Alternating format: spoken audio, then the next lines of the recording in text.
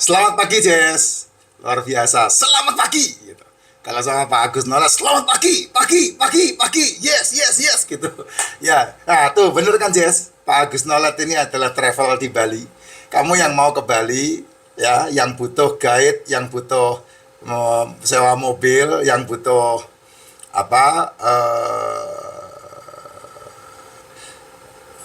apa istilahnya ya kaki di Bali untuk jalan-jalan supaya ndak nyasar, ndak keblondro, ndak ketipu sana sini. Nah, kamu bisa konsultasi dengan Pak Agus Nolet ini ya. Saya Agustus nanti Pak ada di Bali Pak. Nanti saya kontak dah. Kita kalau bisa nanti Pak Agus ndak ada jadwal, nanti bisa ngobrol. Saya akan DM Pak Agus nanti. Bulan Agustus ya. Lupa tanggal berapa. Agustus lupa tanggal berapa. Harusnya Juni ini karena anak saya ulang tahun kan Juni. Harusnya biasanya saya Juni ke Bali. Cuman Juni ini full banget kerjaan di plat B jadi nggak bisa kemana-mana dicancang kita. Ya, thanks ya Pak sudah promoin saya ya Pak sama-sama. Yang penting pokoknya pariwisata di Bali ini yang terbaik untuk masyarakat Indonesia ya. Ya, satu-satunya tempat yang sudah memperkenalkan dirinya dari semenjak Indonesia belum terkenal. Ya, Bali. Bersyukur sama Pak Jokowi ya. Pak Jokowi sudah membuat Indonesia ini menjadi mendunia sehingga dunia tahu bahwa Bali itu di Indonesia. Sebelumnya, maaf kata, orang dunia enggak tahu Indonesia, taunya Bali. Ya, itu. Makanya saya bingung sama orang-orang bodoh yang mengkritik Presiden ketujuh kita Pak Jokowi itu saya bingung itu. Ternyata mereka emang tidak ada isinya.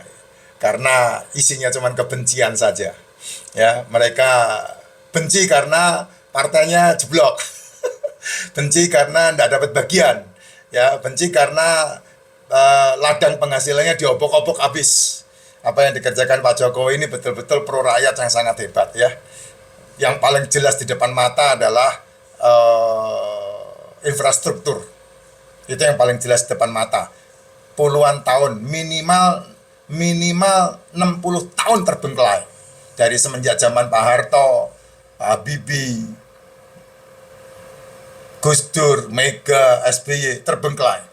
Tapi ribuan kilometer dibangun di zamannya Pak Jokowi. Belum lagi 51 lebih persen Freeport menjadi masuk ke Indonesia. Belum lagi hilirisasi, belum lagi blok Rokan, blok Mahakam. Ya, kita bersyukur untuk itu.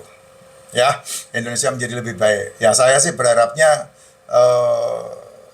banggalah dengan negaramu. Ya, kamu mengatakan orang Indonesia, pribumi Indonesia, tapi kamu membenci pemerintahannya, kamu ndak haji kamu. Ya, itu sesuatu yang ndak kamu nggak ngerti tentang kehidupan. Makanya kayak gitu tuh isinya kebencian aja. Lihat di komen-komen kalau kita baca komen-komen politik itu. Yang nggak ngerti apa-apa komen. Kayak model Panci itu apa isinya? Panci itu ilmunya nggak ada itu. Ijazah dipalsu-palsukan, dituntut, begonya setengah mati ya kayak begitu. Jadi isinya cuma kebencian. Pasti ada alat di belakang, pasti ada mandor di belakang. Ya, yang congornya dia dipakai itu.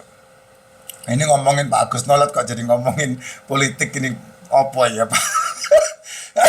Nah, Pak Agus Nolet handle sampai ke Lombok ternyata, ya bukan hanya di Bali. Karena saya sering melihat beliau itu ini di Pantai Kelingking, di Pulau Kelingking apa di Pantai Kelingking itu. Apa namanya itu? Pantai apa namanya? Nusa Penida, ya beliau sering di Nusa Penida. Terus saya lihat beliau di Uluwatu ya ngurusin tamu-tamunya ditarik kecak gitu.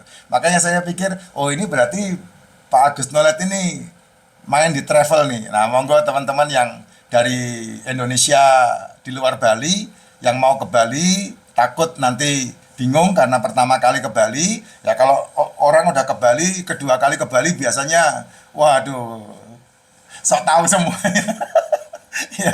Ya kalau yang baru pertama-pertama monggo silakan langsung aja DM Pak Agus Nolet. Nanti Pak Agus Nolet bisa bantu ya.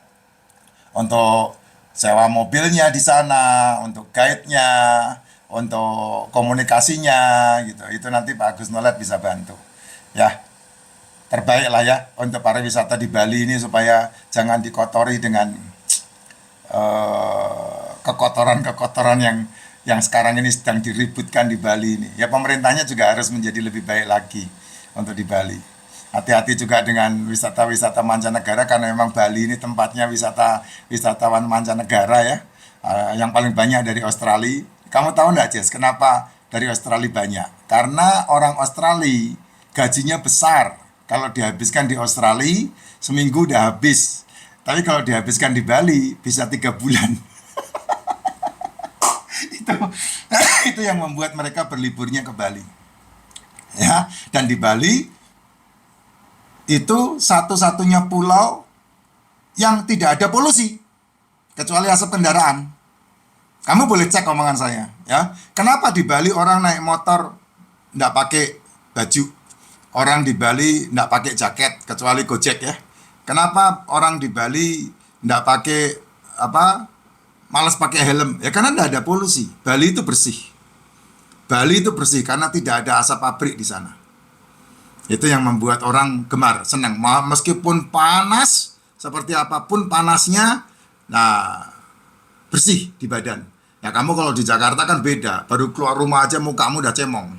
Cemong asap sama itu polusi udara. Nah, kamu nggak percaya, coba aja kamu keluar naik motor, ya. Apalagi nggak pakai helm, nggak pakai tutup muka. Wah nanti sampai rumah kamu satu tisu satu pak habis itu untuk ngelap itu ya. Kalau di Bali enggak, di Bali benar-benar nikmat. Apalagi di Kuta ya. Di Kuta itu malam sampai jam 2 pagi masih ramai sekali. Ya, sampai jam 3 pagi masih ramai sekali. Dan banyak mobil-mobil odong-odong yang putar-putar di Kuta, musiknya jedar-jeder. Dan di atas mobil itu bule-bule yang sewa. Nah, itu luar biasa. Ya. Saya tahun 2010 hampir di Bali setiap hari selama setahun. Karena nangani Bang Yobi. Bang Yobi itu seminggu sekali outing ke Bali, itu 6.000 orang itu. 3 grup berangkat, pulang, 3 grup berangkat, pulang. Nah itu saya makanya apal. Karena apa ya? Karena nggak pulang-pulang selama 1 bulan di Bali ngurusin event di sana. Sampai buat event apapun itu. Sayang waktu itu kita nggak ketemu ya Pak. Kalau saya ketemu sama Pak Agus Nolet, Pak Agus Nolet pasti membantu banyak itu. Tapi tidak apa-apa, semua ada zamannya, semua ada waktunya.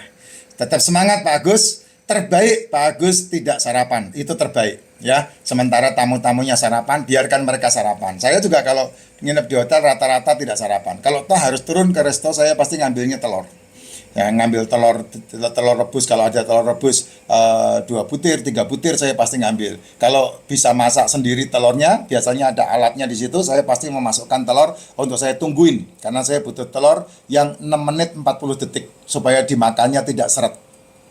Itu yang saya buat. Sukses Pak Agus, ya sukses selalu. Tuhan Yesus memberkati Bapak.